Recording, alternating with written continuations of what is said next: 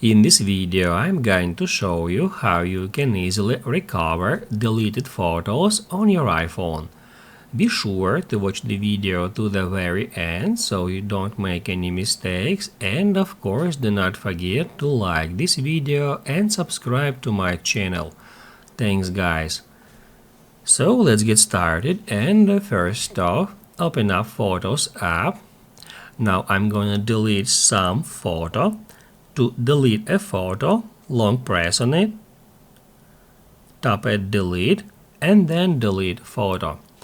What that will do, that will remove that photo from your main photo library. However, the photo is not actually permanently deleted because it is moved to recently deleted album.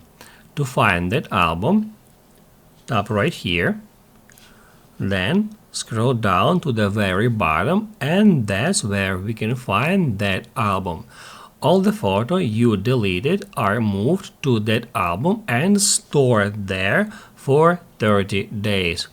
Just under each photo and video, it shows the amount of days until the video will be automatically permanently deleted, and in 30 days after you deleted a photo or video, you will be able to get into that album, find a photo you would like to recover, then long press on it and tap at recover.